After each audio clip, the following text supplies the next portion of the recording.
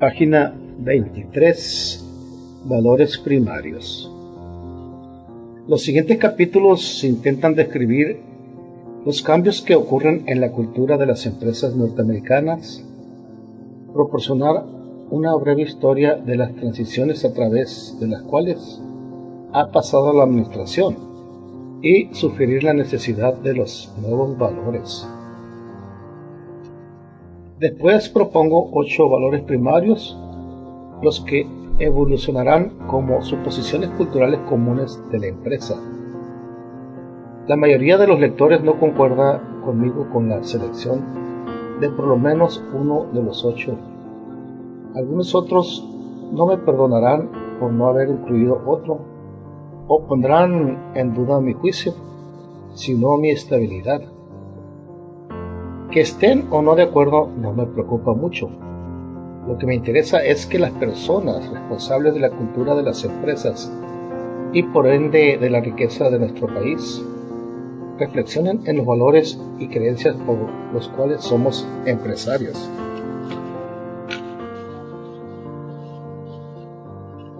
Capítulo 1. La nueva era de la administración. Ahora toca a todas las corporaciones examinar su propia cultura, no solo por el bien de su posición competitiva, aunque debiera ser razón suficiente, sino porque es la cultura de nuestras empresas la que determinará la riqueza futura de nuestro país. Nos encontrábamos en el University Club en Milwaukee, 16 meses después de que se había iniciado el esfuerzo del cambio. Ahí estaba Steve, el gerente general de la división, Hank, director de fabricación, a quien presentaban informes 7 gerentes de planta. 2 de dichos gerentes, el director de productividad de la corporación y yo, colaborando en el esfuerzo de crear un cambio en la cultura a través de las mejorías al empleado. Estábamos en una encrucijada en este esfuerzo, enfrentándonos a uno de los conflictos que inevitablemente surgen con los cambios. 3 de los 7 gerentes de planta se habían ofrecido voluntariamente a participar en el programa. Estaban muy entusiasmados por intentar buscar la participación de los empleados en la toma de decisiones. Mantenían una retroalimentación sobre el rendimiento con todos los empleados diariamente, se reunían con ellos en juntas semanales y aumentaron el uso del apoyo positivo. Uno de los gerentes de planta, el primero en comprometerse en este esfuerzo, traía gráficas de la productividad de la planta durante los últimos 3 años. El año pasado, durante el cual había estado haciendo uso de las nuevas técnicas, su productividad había aumentado considerablemente en relación con los años anteriores. No había duda de que el programa estaba alcanzando resultados mensurables y se lo estaba recibiendo con entusiasmo en los ambientes ejecutivos y de los empleados que participaban en el mismo. Steve tenía 45 años, había trabajado para la compañía durante unos 20 años, algo normal en esta empresa, que se encontraba en una industria madura, si no declinante.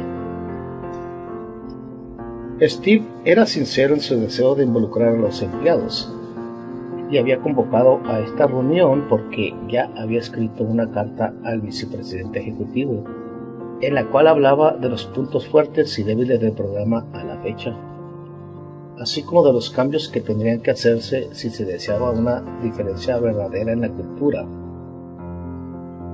El vicepresidente ejecutivo había hecho circular la carta a los jefes de su división. Steve no se sintió amenazado cuando la leyó. Creía que había apoyado el esfuerzo, que había obtenido buenos informes y que todo iba bien. Mi carta le presentaba un cuadro menos reconfortante. Había algunos problemas en las plantas mismas. Ellos estaban ansiosos por adoptar el programa, vieron los resultados y lo implantaron con entusiasmo. El problema era que los gerentes de división habían cambiado muy poco. Ellos no sabían qué hacer de manera diferente, no habían participado en el adiestramiento y los gerentes de planta, con su creciente conciencia de lo que realmente motivaba a la gente, se estaban disgustando por la conducta autocrática de sus jefes. Mi carta había señalado el problema de los gerentes de división, que se mueven lentamente en el esfuerzo del cambio. Actuaban como los conservadores de la cultura, no como líderes que se mueven hacia un medio ambiente más creativo y productivo. La cultura de esta compañía estaba fuertemente influida por muchos años de combates con el sindicato de los acereros y por la reducción de los negocios durante los últimos 5 años. Una tercera parte de las plantas se había cerrado, los ascensos se habían congelado y los salarios se habían estancado. No había lugares agradables para trabajar. Ahora que el esfuerzo del cambio avanzaba en las plantas, los gerentes de división tendrían que comenzar a cambiar su propia conducta, pues si no lo hacían, el esfuerzo se convertiría en uno más de una larga serie de iniciativas de administración que venía y se iba, cada una bien intencionada, pero dejando muy poco detrás. Mi carta sugería que la conducta consistente con el nuevo estilo de administración tendría que convertirse en un criterio para el ascenso, la asignación de trabajos y la determinación de bonos.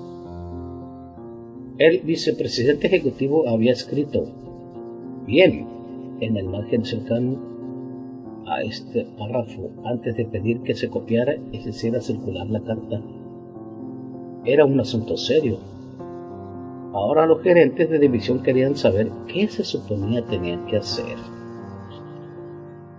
Steve, el gerente general de la división, se inclinó hacia adelante y me pidió que escribiera lo que pensaba debería hacerse a nivel división. Él estaba tranquilo, sabía que se podía adaptar a la nueva cultura. A él le gustaba la gente, confiaba e inspiraba confianza. Observó a Hank sentado a su derecha, que se mantuvo con los brazos cruzados casi toda la mañana, moviéndose hacia adelante y atrás en su silla y hablando poco. Hank tenía 60 años, un viejo guerrero estricto. Sabía cómo llevar una operación de fabricación y nunca podría comprender por qué otros no. Uno de los gerentes de planta me había dicho que en 15 años no podían recordar a Han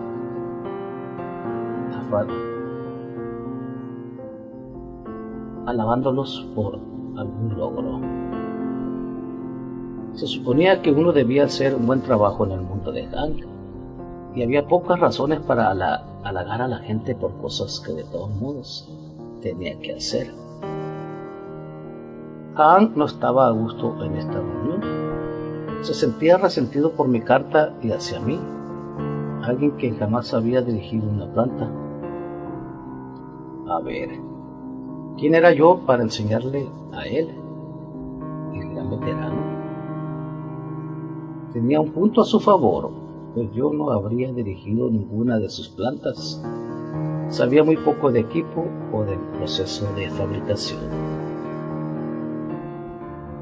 Yo expliqué lo que los gerentes de división podían hacer para fortalecer y estimular el esfuerzo del cambio. Ellos necesitaban pasar por el adiestramiento a fin de que pudieran ayudar a los gerentes de planta. Debían consultar con ellos dándoles consejos sobre su estilo para administrar. Podían formar equipos para la solución de problemas en la división. Sin embargo, estas eran las cosas fáciles.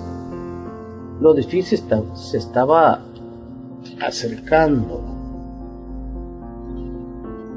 Cada uno de ellos tenía que luchar por su propio estilo para administrar, con su disponibilidad para escuchar a los gerentes en las plantas, con su capacidad para alabarlos por su buen desempeño, con su voluntad para confiar en sus subordinados. Cada uno tenía que creer en ello y practicarlo.